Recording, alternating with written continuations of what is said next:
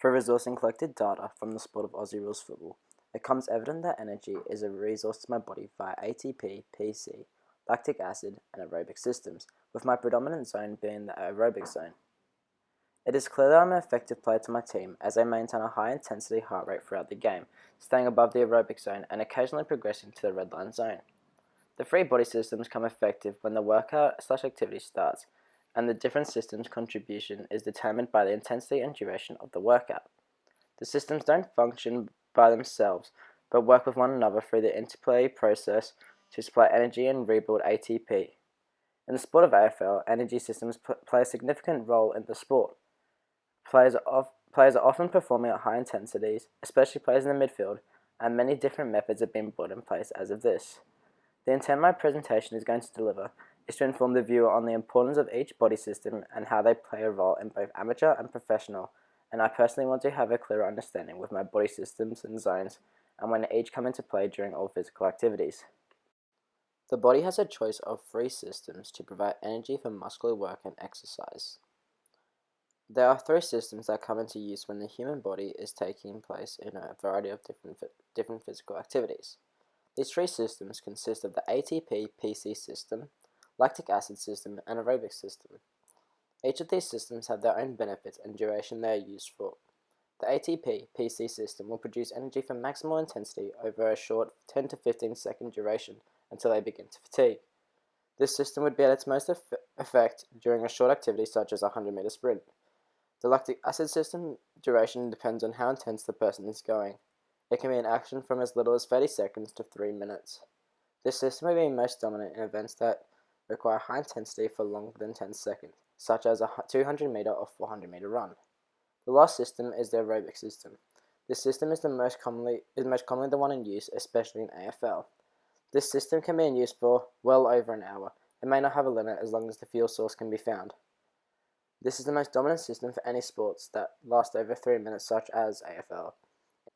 In AFL, these systems are all required in different gameplay scenarios. The ATP-PC system would be needed at different points in the game, depending mainly on your on-field position. The main occurrence this system would be dominant will be chasing after a loose ball and sprinting to evade defenders.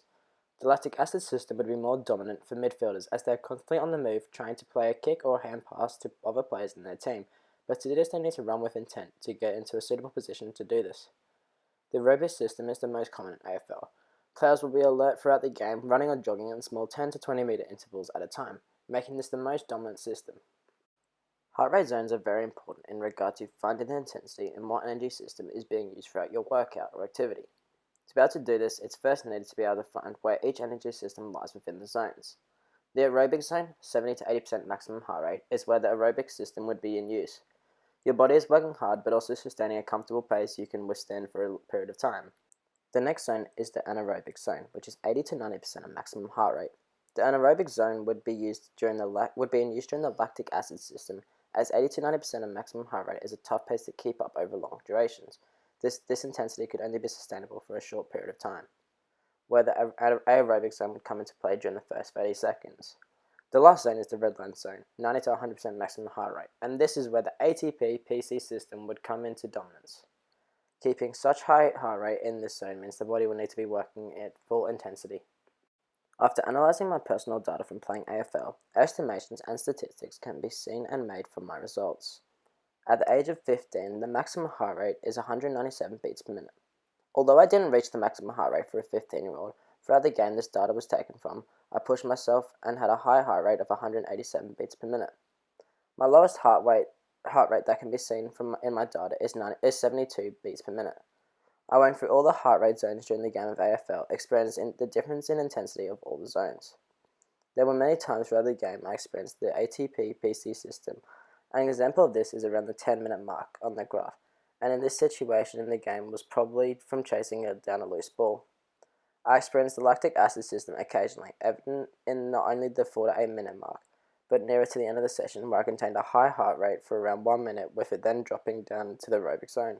I was in the aerobic system for most of the game, and an example of this can be seen at the 12-minute mark where I stayed at the same heart rate over a long period of time. My predominant energy systems during this AFL session was the aerobic system. My heart rate was most consistently based in this system, and I feel this reflects on my performance I had. I believe I was an effective player for my team. I played midfield and attack during this game and did my best to contribute to the team as much as I could. I went into all energy systems and zones, and this signifies my efforts in the games, not being a lazy teammate and trying my best. My predominant system in AFL is my aerobic system, and there are many ways I can train it to improve my performance. AFL is a physically demanding sport and isn't something you can make a lot of progression at without doing lots of training for it. One conditioning activity to do to train your aerobic system is a cardio kickboxing class. Although kickboxing is a complete different sport to AFL, there are many physical requirements AFL players need that they can get out of this sport. From this sport, they will be doing lots of running at both high and low intensities through sprint sessions and longer running, really testing their aerobic system and ATP system over long periods. Not only this, but a lot of strength will come through during these trainings, and this will help greatly for the physical side of the game. A 60-minute 1 to 2 times per week would achieve great results for the athlete. Another conditioning activity would be jump rope. This is over 12 to 15 minutes per day and is great for maintaining a fairly high heart rate over a long period of time to aim for the aerobic system. This would benefit AFL players as it builds cardio and increases their agility. The last activity to do is long distance running. This increases cardio very well and will improve the athlete's performance over the whole game and train their aerobic system. The American Heart Association recommends 30 or more minutes of aerobic exercise from 5 or more times per week. To conclude, in the sport of AFL, energy systems play a crucial role in showing your work rate and intensity you are playing at. I experienced all the different energy systems over the 15-minute session and can identify where each system was being used and my predominant system, which was the aerobic system. This would be due to mostly running around to try and get in a strong position to receive the ball or look to play a passing or kick to a teammate. This is how energy systems are used in the sport of AFL across all skill levels.